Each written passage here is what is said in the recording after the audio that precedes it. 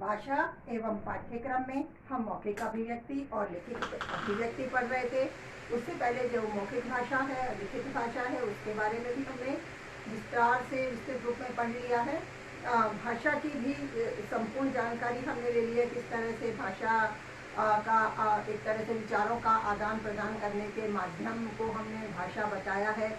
और कई सारे जो भाषा के रूप हैं, कई तरह से भाषा के रूपों के साथ साथ भाषा की अभिव्यक्ति का क्या माध्यम है, किस तरह से उस माध्यम को और सशक्त हमें बनाना है या प्रबल करना है, उस दृष्टि से किस तरह के शिक्षण कार्य को हमें एक तरह से बालकों तक इस तरह के शिक्षण कार्य को संप्रेषित करना है।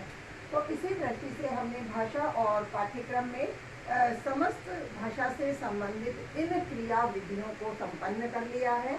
अब इससे संबंधित कुछ कौशल हैं जो भी हमें पढ़ने हैं कि एक तरह से हमने जैसे मौखिक अभिव्यक्ति पढ़ी है, लिखित अभिव्यक्ति पढ़ी है, मौखिक भाषा भी, लिखित भाषा भी, भाषा की कई सारी विशेषताएं भी हमने पढ़ी थी।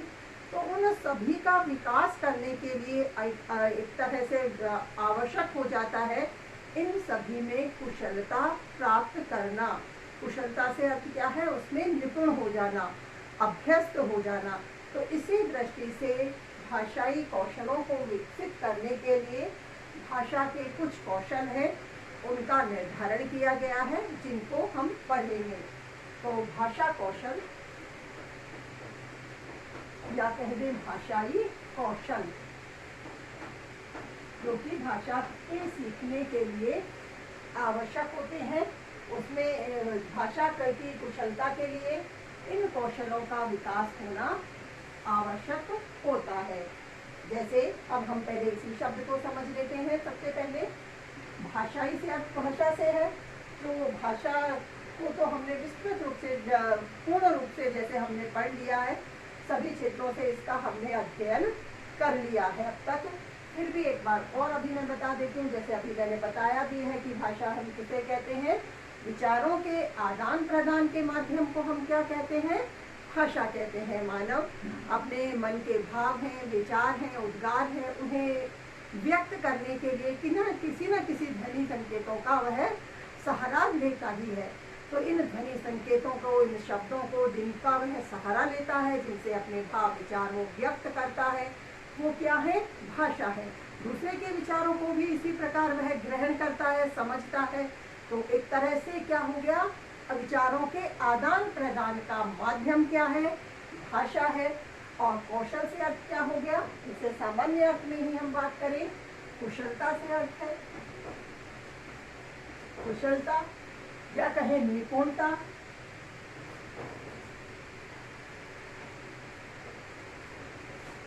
दक्षता, ठीक है। इस तरह से हम ये बात कहें कि भाषा के क्षेत्र में कुशलता अर्जित करना, निपुणता अर्जित करना या दक्ष हो जाना, किसी भी भाषा को बोलने में हम पूर्ण दक्ष हैं, पूर्ण अधिकार है हमारा इस भाषा पर। हम पूर्ण तरह से पूर्ण रूप से पूरी ठीक तरह से हम इसे बोल सकते हैं, अभी व्यक्त कर सकते हैं। इस दृष्टि से इन कौशलों के विकास पर ध्यान दिया गया है। कौशल के और भी अर्थ हैं, जैसे ये तो एक सामान्य अर्थ हो गया, कुशलता, निपुणता, दक्षता, या कहें विशेष प्रयास करते रहें, विशेष अभ्यास किसी क्षेत्र में करते रहें, तो उस अभ्यास से बार बार करने से वह कुशलता अर्जित हो जाती है। वही क्या है? कुशलता है या कौशल है। और हम बात करें जो हमारे शिक्षण कार्य में जो कौशल से अर्थ लिया जाता है, एक तरह से हम ये बात करते हैं कि जो विद्यार्थी है विभिन्न प्रकार की क्रियाएं करता है, शिक्षक भी विभिन्न प्रकार की क्रियाएं करता है, उनके अधिगम में परिवर्तन लाने के लिए। जैसे हम भाषा की बात कर रहे हैं, तो वो भाषा को सिखाने में भी विभिन्न प्रकार की क्रियाओं का प्रयोग करता है, और उन विभिन्न क्रियाओं को करते हुए ही वह कुशलता अर्जित हो जाती है। तो एक तरह से कौशल से अर्थ क्या ले लिया जाता है? क्रियाओं का समूह।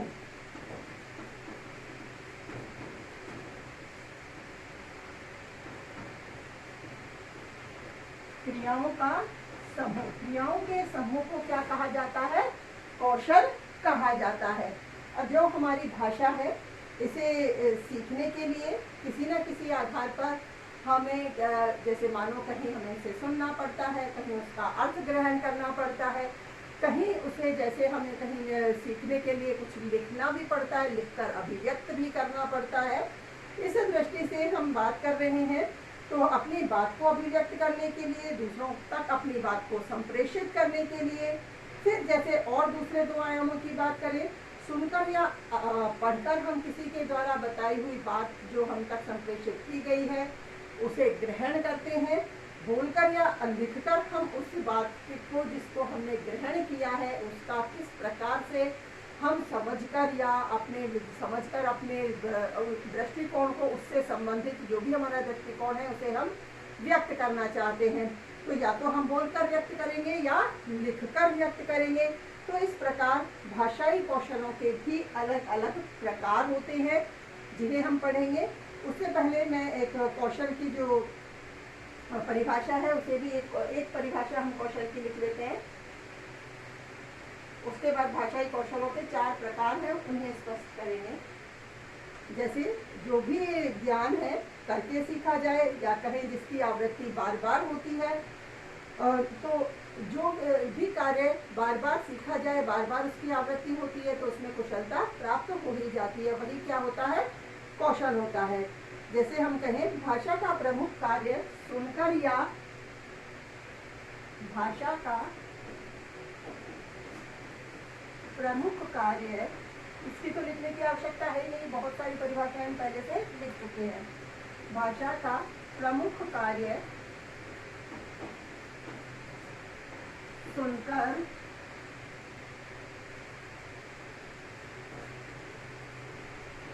अर्थ ग्रहण करना,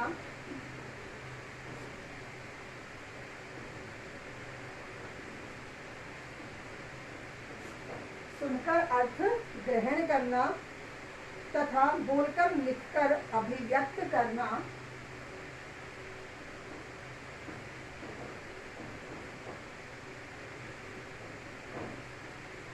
बोलकर लिखकर अभिव्यक्त करना,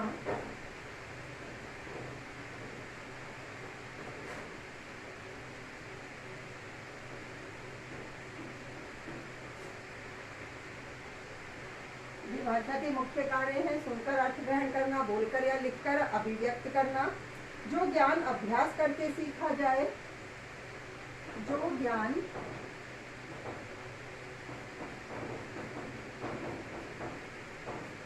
अभ्यास करके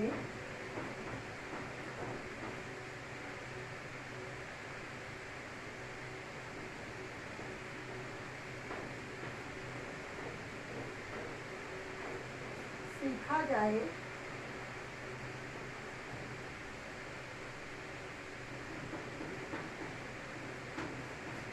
या कहें जिसकी आवृत्ति जैसे बार बार हो, यानी जो बार बार किया जाए, जिस ज्ञान को सीखने में आवृत्ति बार बार हो,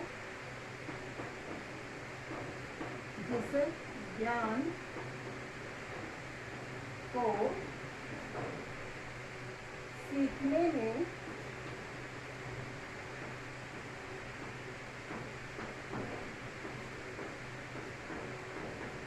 आवृत्ति बार बार हो,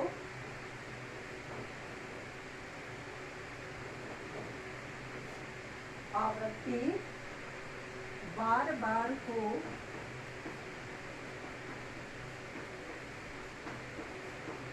उसे कौशल कहते हैं।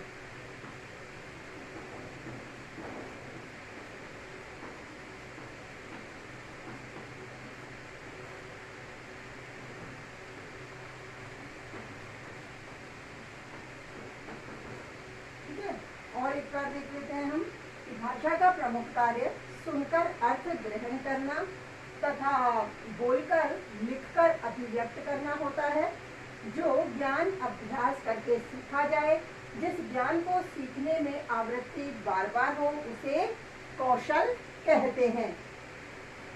इसी तरह से जैसे हम भाषाई संप्रेषण के जो मुख्य आयाम हैं उसे भी हम समझ सकते हैं। जो भाषाई पक्ष के जो मुख्य आयाम हैं वह भी क्या हो गया, एक तरह से जैसे सुनकर अर्थ को ग्रहण करना या लिखकर अभिव्यक्त करना। तो इस तरह से सुनकर या लिखकर ये क्या हो गए, भाषा के संप्रेषण के दो प्रमुख आयाम हो गए। तो हम इन भाषा के संप्रेषणों के प्रमुख आयामों की भी बात करते हैं। उसी के आधार पर हम भाषाई कौशलों का निर्धारण करेंगे।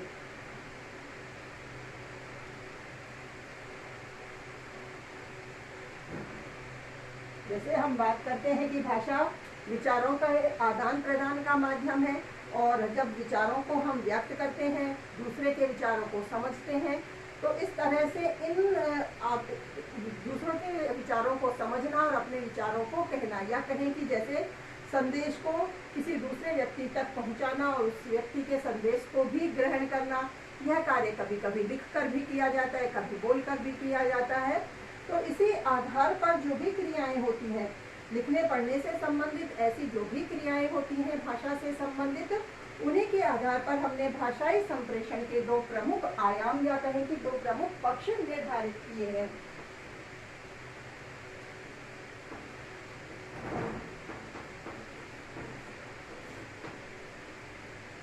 जो भी ये भाषाई क्रियाएं हैं, उन्हीं के आधार पर हमने भाषाई संप्रेषण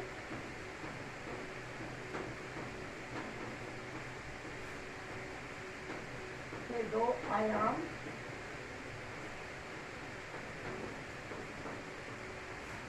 या कहें कि दो पक्ष, ठीक है, दो पक्ष हैं,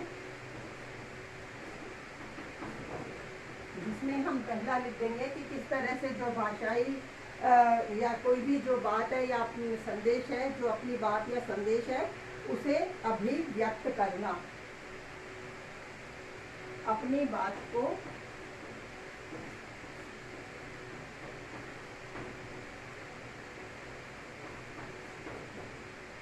अभिव्यक्त करना।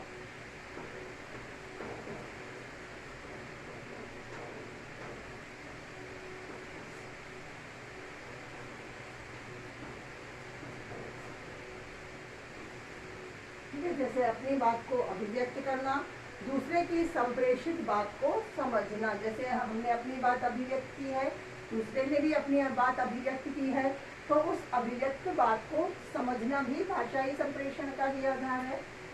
दूसरे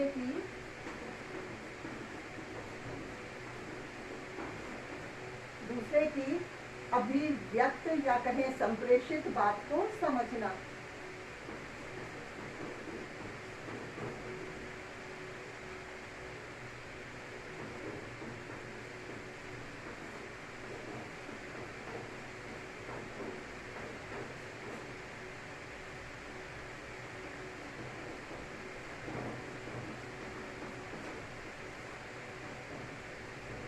ठीक है, तो इस तरह से ये भाषाई संप्रेषण के दो पक्ष हो गए।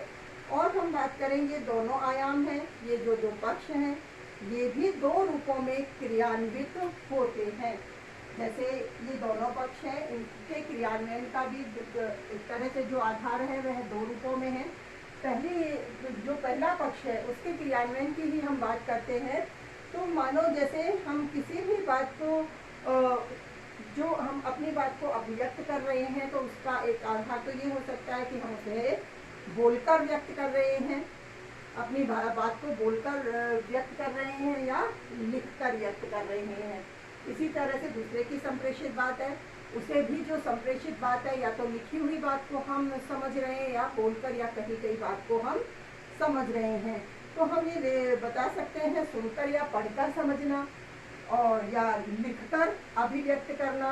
तो ये सब क्या हो जाएगा, जो भी संप्रेषण के आयाम हैं या पक्ष हैं उसके और रूप हो जाएंगे। तो उनको भी हम लिखकर समझ लेते हैं। ये दोनों आयाम दो रूपों में क्रियान्वित होते हैं।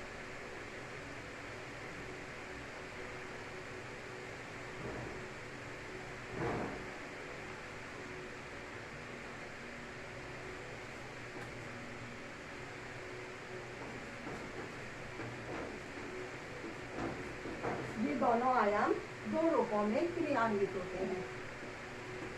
ये चीजें हम इसीलिए समझ रहे हैं, इन्हीं के आधार पर जो भाषाई कौशल है उनका निर्धारण होगा।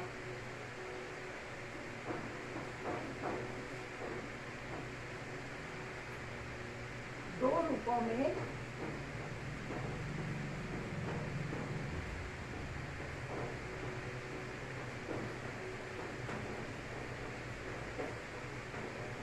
क्रियान्वित होते हैं।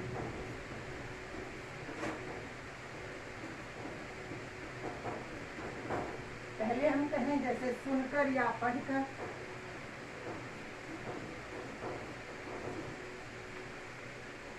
जैसे किसी की बात को हम ग्रहण करते हैं तो सुनकर भी कर सकते हैं, कोई ने लिखकर भेजी उसे हम पढ़कर भी ग्रहण कर सकते हैं। तो पहला क्रियान्वयन तो किस तरह से हो गया, सुनकर अथवा पढ़कर।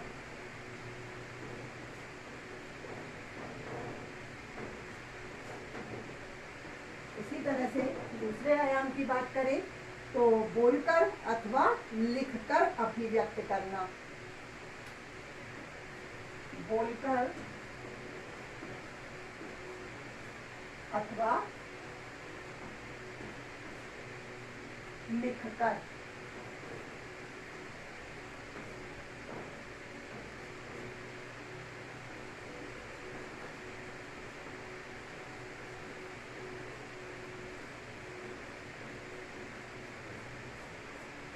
अभिव्यक्त करना। देखो अब इसमें बात आ गई है सुनकर अथवा पढ़कर, बोलकर अथवा लिखकर। यही क्रम क्या है, हमारे भाषाई कौशलों का निर्धारण करता है। जैसे हमने भाषाई कौशल में पढ़े हैं कि जैसे लिखना है, बोलना है, पढ़ना है और एक तरह से किस तरह से उन्हें सुनना भी है। तो इसी आधार पर हमने भाषाई कौशलों को निर्धारित किया है। जैसे अभी हमने कौशल को समझ ही लिया है किस प्रकार से हम किसी भी कार्य के अभ्यास के द्वारा, बार बार करने के प्रयास के द्वारा उसमें कुशलता अर्जित कर लेते हैं। इसीलिए भाषा में भी कुशलता प्राप्त करने के लिए उसे भी हम बार बार एक तरह से अभ्यास के रूप में हम प्रयास करें। तो जैसे हम कहें कि कौशल का प्रयोग करने में बहुत अधिक दिमागी ऊर्जा की जैसे आवश्यकता नहीं होती, बस प्रयास की आवश्यकता होती है।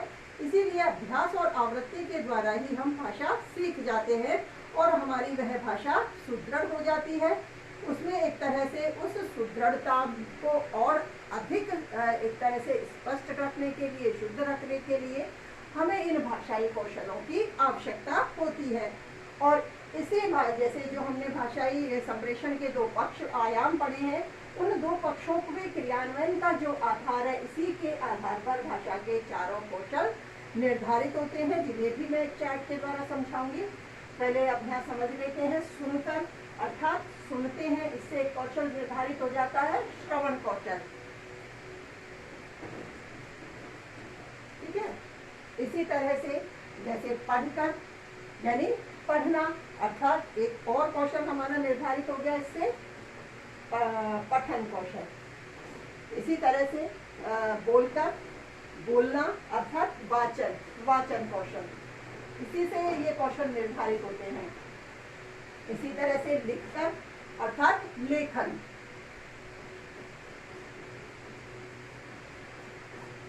इस तरह से ये हमारे चारों भाषाई कौशल जो भी हमारी भाषा के आयाम के रूप क्रियान्वयन हो रहे हैं, उन्हीं पर आधारित होते हैं। तो इसी दृष्टि से हम एक चार्ट के द्वारा जो हमारे भाषाई कौशल है उनको भी समझ लेते हैं।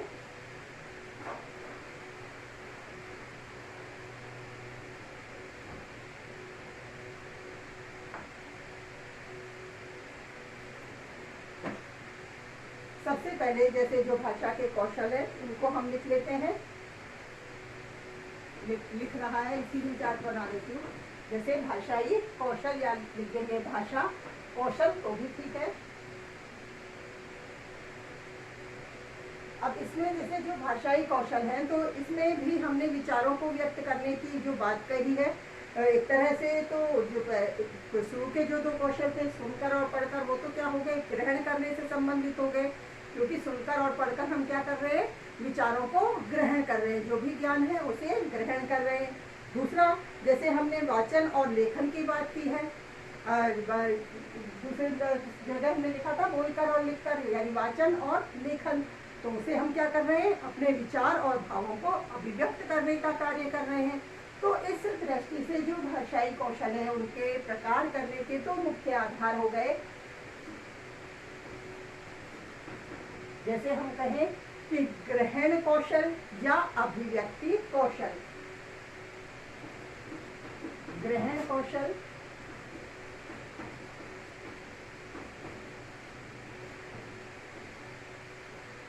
और दूसरा अभिव्यक्ति कौशल।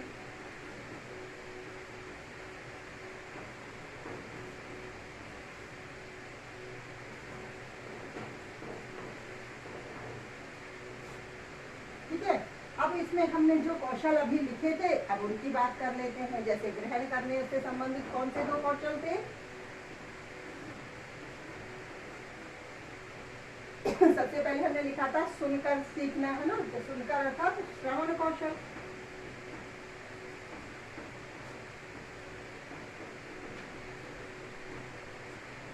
फिर दूसरा हमने लिखा था पढ़कर, क्योंकि ग्रहण करने का कार्य पढ़कर भी किया जा सकता है।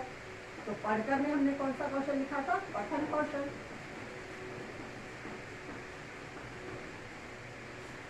ठीक है, इसी तरह से जब अभिव्यक्ति की बात आती है, यानी हम अपने विचारों को अभिव्यक्त कर रहे हैं, बोलकर भी कर सकते हैं और लिखकर भी।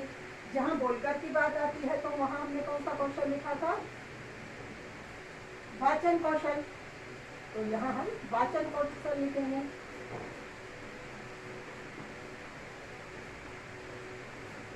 इसी तरह से बोलने के बाद हमने लिखने की बात की थी, अर्थात लेखन कौशल।